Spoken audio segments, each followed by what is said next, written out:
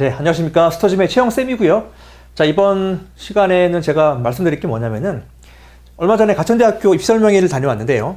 뭐 작년도, 뭐 재작년도 쭉 통틀어가지고 뭐 비교해 보면은 점점점 이제 시험 자체가 업그레이드가 되고 있고, 그리고 난이도가 높아지고 있다는 것을 알 수가 있는데요. 그래서 약술논술에 대한 관심이 증폭되는 시기에 사람들이 자꾸 막 수많은 정보들을 막 볼 텐데, 정보들이 너무 난립하다라는 느낌이 받습니다. 상당히 심플한 시험입니다. 뭐 복잡하게 설명할 것 없이 교재가 정해져 있어요. EBS 수능 특강 수능 완성이라는 교재가 정해져 있고, 그리고 그 교재 안에서 문제를 내기 때문에 사실은 되게 심플하게 공부할 수 있음에도 불구하고 많은 그 정보들이 막 범람하고 있는데요. 오늘 한 10분 정도 내외로 짧게 설명할 거니까 잘 들으시고, 가천대 약술논술이 모든 약술논술의 가장 그 본보기가 되고 있는 거 다 아시잖아요. 그렇죠? 그래서 한번 보도록 할게요. 자, 첫 번째 내용은 모집 인원에 대한 얘기인데, 모집 인원은 뭐 거의 비슷하게 항상 4,700명대 왔다 갔다 거리고 있는데요. 상당히 많은 인원을 뽑는 거예요. 그리고 수시 모집 인원이 3,400명. 엄청나죠? 자, 정시도 적어 보이지만은 28%라는 그 비율은 적어 보여도 숫자로는 1,357명. 상당히 작지 않은 숫자라는 것을 여러분 잘 아시고, 가천대학교를 쓰는 학생들은 가천대가 특징이 요즘 되게 인기가 급상승하고 있죠. 이렇게 해서 이제 뭐 논술 전형, 학생부 교권 전형, 학생부 종합 전형 이렇게 쭉 시험들이 있을 때 전부 다 들 수가 있는 거예요. 특히 이제 성남이나 이제 분당, 용인 요 지역 학생들은 이렇게 쓰는 학생들이 많이 있어요. 자, 모집인원은 1,005명으로 이제 확정이 됐죠. 논술 말고 이제 논술 이제 의외과에 대한 부분으로 얘기가 많았는데, 뭐 최근에 발표했습니다. 6명으로 이제 딱 추려가지고 진행하는 걸 했습니다.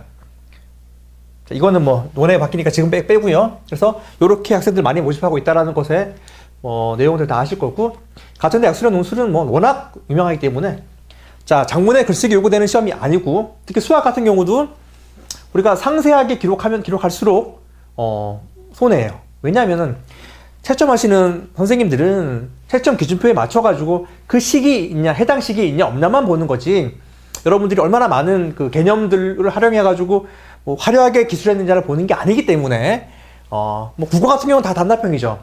서술하시오가 등장하는데 서술하시오의 뭐 그 기준도 명확하게 제시해주고요. 정확히 말하면은 제시문에 있는 키워드가 답이에요. 됐죠? 단답형이다. 국어는 다 뭐 아는 내용이고, 뭐 교과서 위주라고 하지만 교과서라는 위주는 사실 말도 안 되는 게 EBS 교재에서 출제하기 때문에 교과서 위주가 될 수 없는데, EBS 교재가 교과서를 바탕으로 만들어진 책이니까 뭐 논리는 맞겠죠. 그리고 뭐 수능 연계 수능 연계 교재가 활용되어지는데, 뭐 잘 아시겠지만은 직접 연계가 상당히 많았으나 뭐 최근에는 간접 연계로 많이 돌아서고 있는 그런 추세인데, 그럼에도 불구하고 EBS 교재의 중요성은 이거는 뭐 말할 필요가 없는 거죠. 수능보다는 쉬웠으나 뭐 작년도 가천대학교 약술논술 이따 결과를 보면 알겠지만은 수능보다 어렵다라고 다 체감 난이도를 느끼고 있습니다. 예, 봅시다. 국어 문제는 뭐 잘 아시겠지만은 여기 제시문을 찾아 쓰는 것이 대부분의 답이었는데, 요게 조금 변형이 돼가지고 올해는 그 문제를 좀 약간 변형해가지고 문제를 만들었는데요. 저희가 조만간에 요거는 뭐 저희 스터짐의 자랑인데요. 스터짐은 이 수학 문제를 정말 분석하면서 느낀 것은 뭐냐면은, 출제위원들이 잘 내는 단원이 분명히 있고요. 그리고 연계하는 문제들이 있어요. 그래서 저희는 모든 기출, 모든 문항을 다 모아서 단원별로, 주제별로 실제 EBS 문제랑 그 다음에 EBS 문제를 연계시킨 방법에 대한 부분을 다 정리해가지고 책으로 만들고 있거든요. 그래서 이제 그렇게 제가 책을 보면서 말씀을 드리는 것이, 그러니까 항상 그렇잖아요. 뭐 단편적으로 뭐 어떻게 공부한다 이런 것보다는 어떻게 출제위원들이 출제했는지를 정확하게 보여주는 게 맞는 것 같아가지고 그렇게 보여드릴게요. 그래서 하고 싶은 얘기는 뭐냐면은, 이렇게 제시문 찾아 쓰는 단답형 문제들이 대부분 답이고, 첫 어들과 마지막 어들 쓰는 게 나왔었는데, 요즘의 특징은 뭐냐면은 구조표가 나옵니다. 구조표가 나와가지고 제시문에 나와 있는 내용들을 정리해가지고 구조화시킨 다음에 거기에 들어가는 키워드들을 가로놓기, 뭐 그 다음에 내용을 찾아 쓰는 것들이 많이 나옵니다. 자, 하고 싶은 결론, 국어 공부는요, 사회 공부하듯이 과학 공부하듯이 구조화시키는 게 가장 핵심이에요. 단원별로, 단락별로 주제가 뭐고 키워드가 뭔지를 딱딱 구조화시켜 놓고 그거를 말 그대로 이제 제시문을 놓고 옆에다가 요약본이 나오는 거죠. 제시문과 요약본을 한꺼번에 볼 수 있으면은 사실은 국어는 약간 사회 공부하듯이 하면 되는 거고요. 그러면은 국어는 아직까지는 틀릴 게 없어요. 아직까지는 국어는 쉽습니다. 국어는 아직까지 전체 줄거리를 묻지 디테일한 그 내용들을 묻지 않기 때문에 아직까지는 국어는 쉬워요. 그래서 국어는 무조건 다 맞아야 됩니다. 그리고 이제 수학인데요. 수학이 정말 상상을 초월하게 어려워지고 있기 때문에 수학 공부에 대한 방법은 제가 차후에 한 번 더 말씀을 제가 드릴게요. 이제 뭐 이렇게 가천대가 제시하는 문제들은 보여주는 문제들은 쉬워 보이는데 실제 여러분 저희가 분석해 보니까 레벨 2 문항에서 상당히 심화로 연계시키는 내용들이 많아요. 그러니까 레벨 3보다는 레벨 2가 훨씬 더 많이 출제가 되는데 레벨 2 정도의 문제에서 심화 문제를 이렇게 만들어냅니다. 그건 나중에 제가 문제를 보면서 말씀을 드릴게요. 결론적으로는 채점 기준표가 명확하기 때문에 보시죠. 이게 없으면 이게 안 들어가면 답이 틀린 거예요. 국어도 그렇고 수학도 마찬가지예요. 이 식이 없으면은요 그냥 빵점인 거야. 무조건 이 식이 있어야 되고요. 해당되는 답이 있어야 됩니다. 그러니까 무슨 말인지 알겠죠? 단계별 식, 단계별 답이 다 있어야 됩니다. 그래서 이렇게 해서 문제들은 출제가 되나 상당히 문제의 난이도는 높아지고 있다는 것이 지금 특징이고요. 뭐 논술전형 개요 뭐 다 아시죠? 논술 100%로 과감하게 질렀고 여러분들이 공부를 제대로 안 했어도 고3 때 정해진 교재만 제대로 공부하는 친구들한테 기회를 주겠다라는 상당히 진취적인 그런 학교로 볼 수 있고요. 이거 다 아시죠? 인문자연, 한계 영역 3등급, 바이오로직스학과, 이계 영역 5등급 다 뭐 아는 내용들이니까 넘어가고 그리고 이제 1학년 국어는 출제 범위에 들어갔는데 1학년 국어에서 문법만 출제를 합니다. 그러니까 우리가 이제 보는 이 문법에 해당되는 것이 고3 때 나오는 문법이 아니고요. 고1 때 배우는 문법 문제가 출제되기 때문에 이렇게 나와 있는 거예요. 1학년 국어는 그렇고요. 문학, 독서, 화법, 장문 전부 다 골고루 수능 수능 완성해서 제시문을 예전에는 그대로 다 담았는데 제시문을 약간 좀 이렇게 변형시켜서 문제를 만들기도 해요.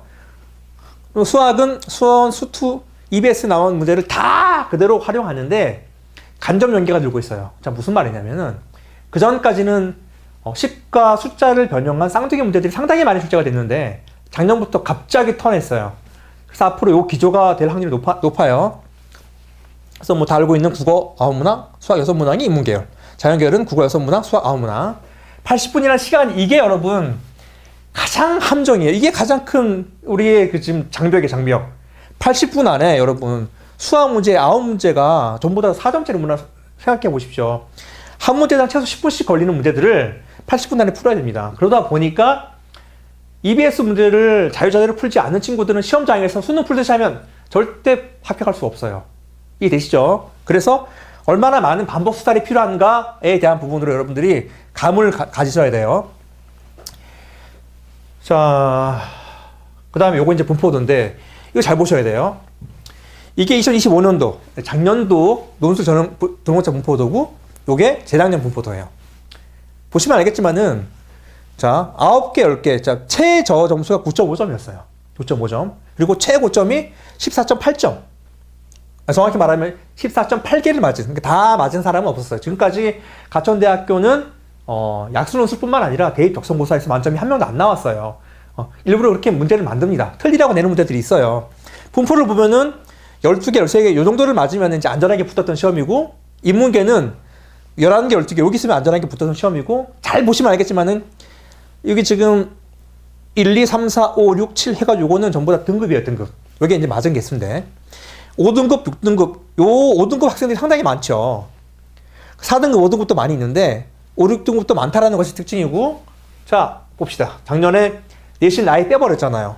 빼버렸더니 7등급 쪽이 등장하기 시작했어요. 요 7등급 학생들이 보시면 알겠지만 요 학생들이 맞은 개수가 이렇게 되어 있어요. 지금 요 특징을 잘 보셔야 돼. 여기는 지금 10개, 11개, 12개 이렇게 왔다 갔다 거리는데 요 시험에서는 지금 7개부터 시작해요. 그러니까 작년도에 얼마나 어려웠는지를 느끼셔야 돼. 작년에 이렇게 어려운 시험이었는데도 불구하고 14점대 애들 여기 있죠? 보이시죠? 뭐 만점대는 당연히 없는데 등장한단 말이에요. 그리고 7.5 그러니까 7.7개 정도 맞은 학생도 붙었습니다. 요게 재밌는 게 특징이, 여기 요 색깔을 보시게 되면은요, 요게 의과학 대학교예요. 의과학 대학교는 우리 과들이 많잖아요. 보건 관련한 과들이 다 여기 몰려 있습니다. 간호학과 이런 것들 제외하고. 그러니까 이 지금 의과학 대학교 얼마나 어려운지 알 수 있겠죠. 그러니까 무조건 국어를 다 맞는다고 치면은 수학에서 한 2개만 맞아도 합격했던 그런 시험이었었고요. 모여있는 데는 10개, 11개예요. 10개, 11개였었고, 그리고 10개, 11개에서 특징이 뭐냐면은, 이쪽에서 보여드릴게요. 간호대학교를 잠깐 볼게요. 요거 잠깐 얘기하고 넘어갈게요. 일단 최저는 7.7개 정도로 성적이 됐다. 이론상 인문은 국어 다 맞으면 합격했다. 한다라는 걸로 알 수 있죠. 그만큼 이제 수학이 너무너무 어려워지고 있다는 거예요. 수학에서 승부를 걸지 못하면은 약술논술은 어려워요. 가천대뿐만 아니라 삼육대학교 점점점 여러분 다 그렇게 되고 있어요. 상명대도 이제 작년에 수학 문제를 어렵게 냈죠. 어렵게 냈다라는 것은 뭐냐면 EBS 연계가 그렇게 많지 않았었어요. 한 70% 정도가 연계가 됐고 나머지 30%는 연계가 아예 안 됐습니다. 안 됐다와 간접 연계는 다른데요. 하여튼 뭐 그런 식으로 여러분들 연계율에 대한 부분들은 EBS 교재가 무조건 연계가 되나 이걸 가지고 침도 있게 공부하지 않으면 합격하기 어렵다라는 특징을 가져요. 자, 봅시다. 자, 간호대학교 잠깐 볼게요. 간호대학교가 2년 전에는 이 합격자의 70%, 90%. 그러니까 합격자의 컷은 공개하지 않습니다. 절대 공개하지 않고요. 90% 컷이 12.7개, 70% 컷이 12.9개. 그러니까 13개 정도를 맞아야지 안정권이었었어요. 그러나 2025학년도 자, 간호대학 봅시다. 보이시죠? 11개에서 왔다 갔다 그러죠. 그러니까 11개 맞으면 합격했어요. 그러니까 얼마나 어려운지 아시겠죠? 보통 간호대학 준비하는 친구들은 대부분 국어는 다 맞거든요. 수학에서 한 9문항 중에서 한 5개를 맞았으면 합격했습니다. 이 중에 6개 맞으면, 7개 맞으면 안전하게 합격하는 거죠. 그래서 요번에 갔더니 이분들이 말하는 게 뭐냐면은 10개, 11개를 맞도록 공부하면 된다라는 거 얘기하시더라고요. 그러니까 작년에는 11개, 12개 얘기했었거든요. 제가 그 입학설명회 갈 때는. 근데 올해는 10개, 11개. 그만큼 난이도를 높이겠다라는 의지로 보이니까 여러분들이 공부를 하되 절대 수학적 실력을 기르기 위해 수능 문제 열심히 풀지 마시고 EBS 문제를 반복하다 보면은 자연스럽게 수능 실력이 늘기 때문에 수학 능력 고사가 문제가 풀려요. 그렇게 학습하는 게 좋습니다. 그리고 제가 지금 여기서 간과하고 있는 것 중에 하나가 뭐냐면은 최저를 진짜 못 맞춰요. 특히 여러분 영어를 잘 못해가지고 내가 탐구 영역으로 맞추려고 하는 친구들은 최저 맞추기가 정말 너무너무 어렵다는 사실을 여러분들께 제가 공표합니다. 제가 작년에 학생들을 이제 많이 가르치면서 느낀 것은 뭐냐면은 되게 만만히 최저를 보고 준비했다가 작년에 갑자기 18만 명이라는 재수생이 들어오면서 N수생이 들어오면서 등급에 밀릴 수밖에 없잖아요. 특히 의대를 가기 위해서 온 친구들이 많다 보니까 1등급에 포진되어 있는 거야, 그 친구들이. 그래서 상대평가로 하는 여러분 사탐이나 과탐, 국어 수학으로 최저를 맞추는 것이 사실 어렵기 때문에 무조건 최저는 영어로 맞추는 것이 맞다라고 제가 주장합니다. 예. 이번에도 저희 같이 공부하는 친구들 보니까 영어는 다 2등급 이렇게 나왔었어요. 자, 나오는 이유는 이번에 좀 영어가 쉬웠기도 하지만은 학생들이 되게 영어는 공부를 꾸준하게 한단 말이야. 막판에 애들이 안 하지 지금 꾸준하게 한단 말이야. 그래서 여러분들 잘 기억하시고 뭐냐면 영어를 하다가 갑자기 뒤에 탐구하다 보면 영어를 안 하게 돼요. 그러니까 차라리 내가 지금 수능 정시로 가기가 어렵다는 친구들은 과감하게 탐구 버리고 영어에 올인하란 말이에요. 제 말 무슨 말인지 알겠죠? 자, 이렇게 해서 이제 맞추는데 약술논술의 전쟁이 시작됐습니다. 이 전쟁에서 이기는 사람은 무조건 반복이에요. 회독밖에 없습니다. 누가 더 많이 이 교재를 보느냐. 왜냐하면 이게 지금 교재가 정해진 시험은 내신과 똑같은 시험이에요. 그렇잖아요. 교재가 정해져 있고 범위가 정해져 있어요. 범위가 일단 많다 뿐이지 결국은 여러분이 승부를 걸 수 있는 유일한 방법은 이거 한 번 더 제가 강조하겠습니다. 이게 지금 여러분 와닿아야 되는데 이 방법은 지금 7등급 아이들이 여기 붙어 있는 거 보이시죠? 여기 11개 이렇게 나와 있는 데 보이시잖아요. 방법은 현재 실력보다 더 중요한 거는 EBS 회독이에요. EBS를 얼마만큼 반복하느냐밖에 없습니다. 그것밖에 승부를 걸 수 있다는 것을 여러분 기억하시고 남은 기간이 어떠하든 간에 정말 최선을 다해서 반복하도록 하시기를 권고합니다. 자, 마칠게요.